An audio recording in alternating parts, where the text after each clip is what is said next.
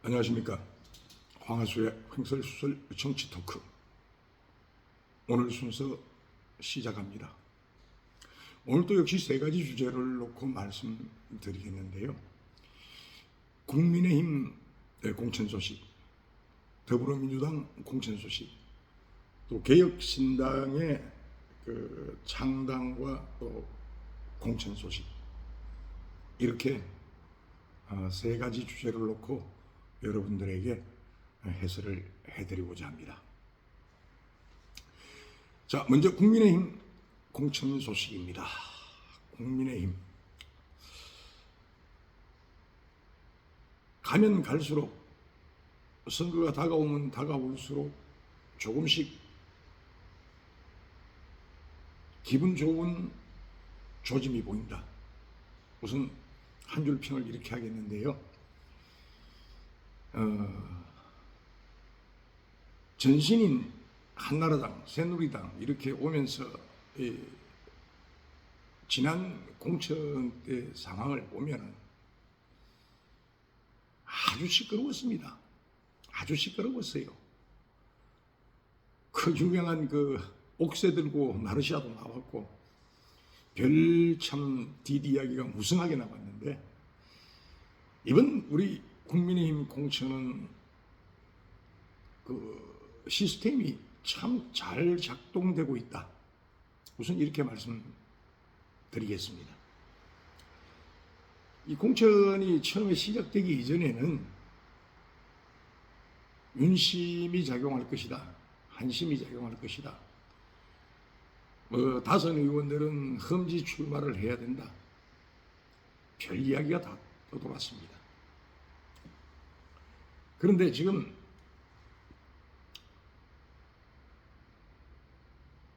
아무런 큰 잡음 없이 거의 한 중반 가까이 공천 작업이 진행되고 있는 것 같아요. 거기에다가 소위 말해가지고 험지 출마론으로 대두됐던 낙동강 벨트, 한강 벨트 이렇게 나누던데, 우선 제가 살고 있는 곳이 대구니까 가까운 낙동강 벨트에 김태호 의원이 참 용기 있는 결단을 내려주더라. 김두관 의원하고는 라이벌 관계죠. 라이벌 관계입니다. 그리고 둘 다 경남 지사를 지냈던 분이기 때문에 경남 쪽에서는 굉장히 인지도가 있는 그런 두 분입니다. 그 가운데서 김태호 의원은 함양, 거창 이쪽이 산청 이쪽이죠. 이쪽에 지역구 기반을 둔 의원인데, 그쪽에서는 김태호 혼자 깃발만 내놔도 당선될 수 있는 아주 유력한 인사 중에 한 사람입니다. 그런데 이 양반이 김두관 의원하고 승부를 하겠다. 또 서병수 전 시장님이죠. 시장이고 국회의원이었는데 출마하겠다. 같이 한번 해보겠다. 이들이 이렇게 지역구를 포기하고 험지에 뛰어들 수 있었는 것은 국민의힘에서 시스템 공천을 하고 있는데 변명할 여지가 없는 그런 시스템이 작동되고 있다, 이렇게 평가할 수 있습니다. 오늘은 우리 국민의힘은 참 좋은 소식만 있는 것 같아요. 자, 윤심 그래가지고 용산에서 나왔던 분 중에서 제일 대표적인 사람이 김은혜 의원을 들 수가 있는데, 이 양반도 당내 경선을 거치는 걸로 되어 있습니다. 그러니까 윤심이 작용을 전혀 안 하고 있다는 이야기거든요. 그러니까 국민의힘 중진이 됐든 초선이 됐든 자기 지역구를 그냥 고소하겠다고 아주 뻗대는 그런 의원은 지금 현재로서는 없는 것 같아요. 그러다 보니까 뭐 분위기 또한 괜찮은 것 같습니다. 뭐 이게 표면이 됐든 또 뭐 어떻게 됐든 간에 국민의힘 공천은 순조롭게 진행되고 있다. 비대위원인 우리 구자룡 비대위원도 아마 당내 경선을 거치는 걸로 알고 있어요. 뭐 이렇게 한다 그러면은 뭐 그렇게 불만 가지고 당내 공천 작업에 불만을 드러내놓을 어떤 그런 의원은 그렇게 많지 않을 것이다. 이렇게 보는 것이고요. 자, 문제는 상대당인 더불어민주당이 되겠습니다. 자, 국민의힘은 여기서 뭐 별 잡음이 없으니까 잘 되고 있다 이렇게 그냥 쉽게 판단하고 민주당으로 넘어가고자 합니다. 자, 더불어민주당에서는 참 이게 형국이 굉장히 좀 복잡하게 돌아가는 것 같습니다. 먼저 조응천 의원하고 이낙연 전 대표하고 벌써 한번 떨어져 나갔죠. 떨어져 나가고 한번 내용이 있었는데 이게 공천 작업에 들어오니까 소위 말해서 이제 친명 이재명 대표의 말 한마디에 목숨까지 바치겠다고 나서는 거 친명, 또 반명, 비명, 또 친문 이렇게 많은 각계각층의 어떤 세력들이 있는데 이 충돌 안 할래 안 할 수가 없는 거죠. 자, 우선 문제가 되고 있는 임종석 비서실장, 문 대통령 초기 집권 상태에서 비서실장을 했죠. 굉장히 시끄럽습니다.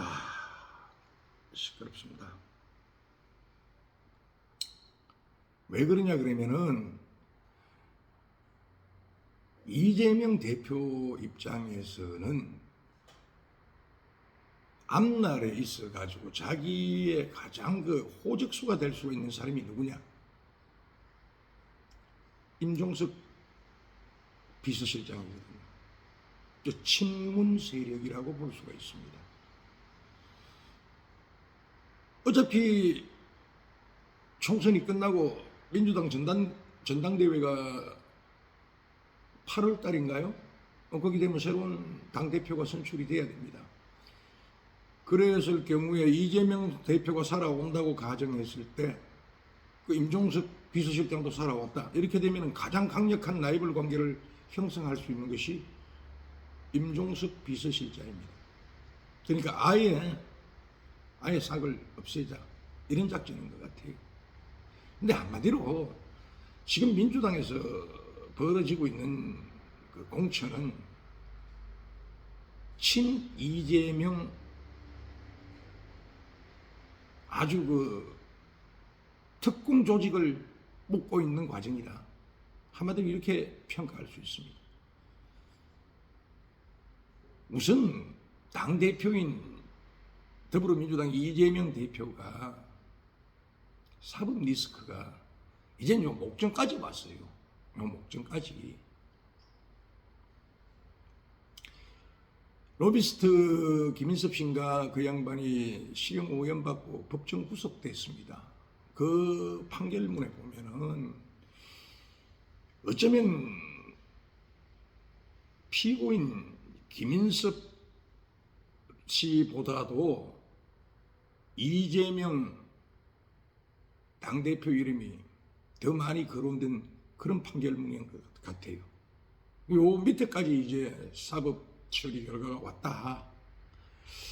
그렇게 되는 것 같고요. 그러다 보니까 자, 이재명 대표 입장에서는 두 가지를 생각해야 할 것 같아요. 자기가 총선에서 살아남는다면은 방탄 갑옷이 그대로 입혀져 있겠지만 만에 하나 떨어진다면 지금 이재명 대표의 대항마가 누굽니까? 우리 국민의힘의 원희룡 전 장관입니다. 절대 안심할 수 없는 아주 큰 정치 거물이 그쪽에 왔는 거예요. 자기로서는 버겁습니다. 오늘 아침 그 여론조사를 보니까 만 6%, 47대 41. 그 원장관이 개항을 간 지가 얼마 되지 않습니다. 근데 벌써 아마 이 정도밖에 격차가 안 난다는 것은 앞으로 선거가 아직 한 50일 남았잖아요. 충분히 뒤집어질 수 있는 상태이고, 개항을이 사실 이재명 대표의 지역구도 아니잖아요. 그 앞전 지역구를 가지고 있었던 그 송영길 전 대표가 구속돼 버렸습니다. 거기서 재선까지 했는 송영길 대표가 구속됐을 때 개항을 주민들이 생각하는 그 참 낭패감, 그거 무시 못 하거든요. 믿고 당 대표까지 되는 거 보고 참 우리가 잘 뽑았다가 했는데,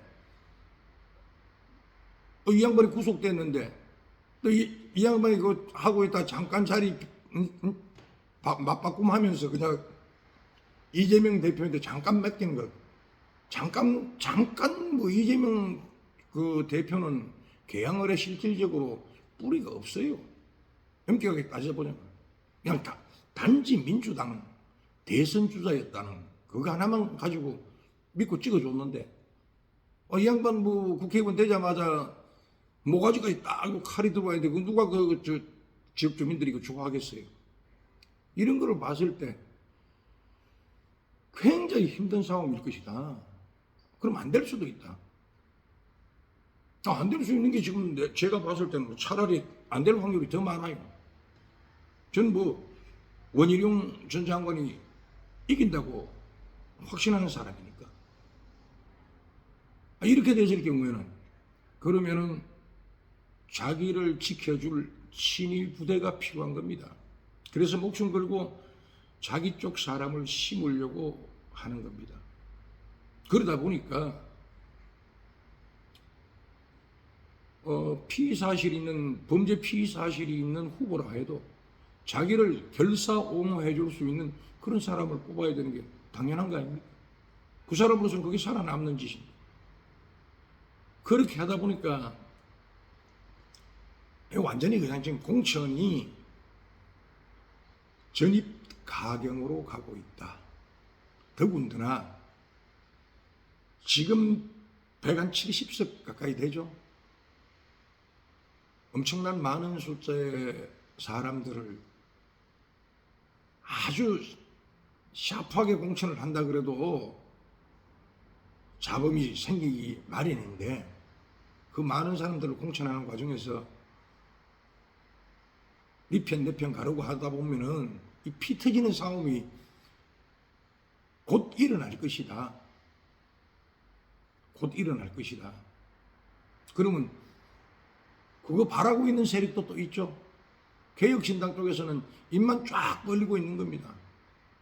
많이 분탕질이 일어나가지고 많이 시끄러워지면 시끄러울수록 개혁신당 앞으로 떨어지는 떡고물이 많거든요. 지금 이런 형국이 되다 보니까 더불어민주당에서는 참 골머리 아픈 한 달이 되겠다 하는 생각이 듭니다. 그리고 과연 이재명 대표의 얼굴로 더불어민주당 선거가 치루어질 수 있는가 하는 의구심마저 들어요. 그런데 지금 뭐 더불어민주당 사람들을 봤을 때는 어쨌든 당대표가 이재명이니까 거기에다 충성할 수밖에 없잖아요. 근데 한 가지 참 이상한 게 있어요. 요즘 뉴스를 보면은 정청래 의원이 잘 안 보입니다. 굉장한 뉴스메이커고 이 대포잖아요. 근데 이 양반이 지금 잘 보이지 않고 있어요. 왜 그럴까? 무슨 이유가 있겠죠? 지금 이재명 당대표의 복심이라고 불리우는 정승호 의원이 이제 아웃사이드에서 그 이재명 당대표의 정책을 공천하는 그 방법을 지원하고 있습니다만은 그 정승호 의원이 변명을 내놓는 걸 봐도 참 안쓰러워요. 어차피 더불어민주당 당대표 이재명에게는 피고라는 글자가 너무 크게 짓누르고 있기 때문에 이것을 극복하기는 굉장히 힘들 것이다. 그런데 이걸 민주당이 스스로 받아들였으니까 그 당대표가 되면은 그 사법 리스크가 있다는 걸 뻔히 알고 당대표 시켜가지고 지금까지 끌고 왔으니까 자업자득이다. 어떻게 할 수 없는 결과가 뭐 시간이 되어버렸다. 이렇게밖에 평할 수가 없습니다. 참 우리나라 야당이 참 안타까운 시간이 되었다. 자, 이것으로서 민주당에 대한 평은 마치겠습니다. 개혁신당입니다. 개혁신당. 참 이 개혁신당이라는 말도 돌고 돌아 이준석의 개혁신당이 되었습니다. 공동대표 이낙연과 이준석 대표이죠. 참 우여곡절 끝에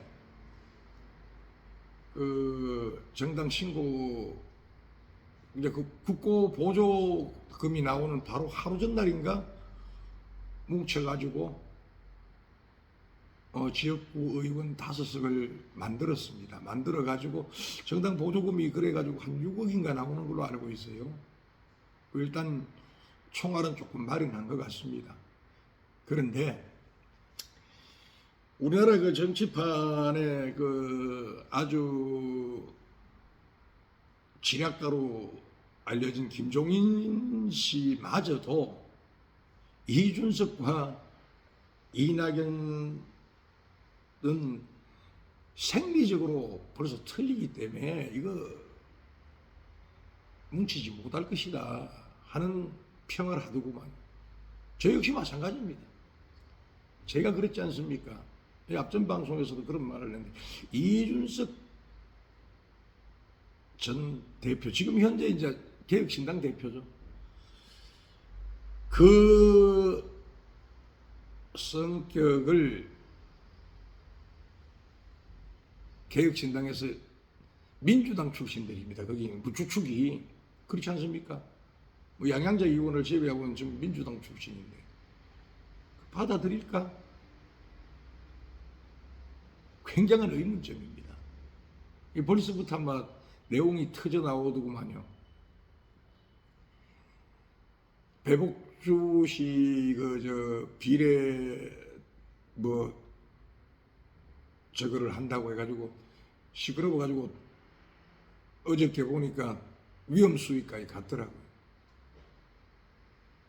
그런데 자, 개혁신당의 앞날은 제가 조금 전에 말씀드렸습니다만 민주당의 내용이 얼마나 크게 터지느냐 적게 터지느냐 여기에 따라서 운명이 달라질 것 같아요. 지금 개혁신당 입장에서는 민주당의 빅뱅을 굉장히 기다리고 있습니다. 자, 이제 5석 됐으니까 한두 석만 더 오면은 정당 교사 3분 받을 수가 있죠. 투표용지에 교사 3분이 찍힐 수가 있습니다. 근데 거기에 대해서는 굉장히 고무적인데, 자, 이 당이 이합 집산에 의해서 만들어졌기 때문에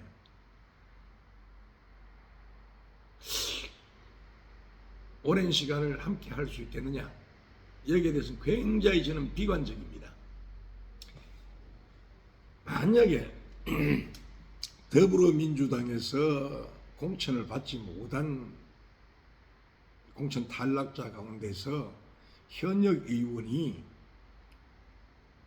한 몇 명만 더 와가지고 개혁신당 쪽으로 와버리면은 가만히 있어도 이준석 대표는 개밥에 도토리 신세입니다. 지금은 아직 그 이준석이라는 이름 석자가 있어 이제 뭉치자 이래가 뭉쳐가지고 좀 한 지붕 뭐 두 가족도 아니고 세 가족 네 가족 되는 살림살이를 꾸렸지만 어차피 그 이낙연 대표나 조홍천 의원이나 이원욱 의원이나 뭐 다 그 양영자 의원도 뭐 민주당 소속이잖아요. 무소속으로 나와 있었지만 그 전신은 민주당이었고. 그러니까 뭐 어차피 토사구팽 당할 것이다. 아니 토사구팽 당하기 전에 이준석 대표 자기 그 성격을 주체 못해서 먼저 뛰어나올 것이다. 뭐 두 가지 중에 한 가지가 되겠습니다. 그러면 이거 선거 이전에 터져버릴는지도 몰라요. 그런 아슬아슬한 상황이기 때문에 참 이번 선거가 참 판세가 이상하게 되었다. 이렇게 되면 국민의힘에서는 아주 그 좋은 호재를 만난 거죠. 오늘 제가 이 자리에서 그 연동형 비례대표제를 논하려고 그러다가 올 다음 기회로 미루는 이유가 개혁신당이 일단 자리를 잡아야 여기도 위성정당을 만들어낼 거란 말입니다. 요 구도를 보고 제가 말씀드리려고 오늘 방송에서는 요 이야기를 생략했습니다. 자, 오늘 방송은 지금까지 진행되고 있는 상황들만 탁탁 집어놨기 때문에 요 오늘 방송의 결론은 다음 방송에 명쾌하게 내드릴 것을 약속드립니다.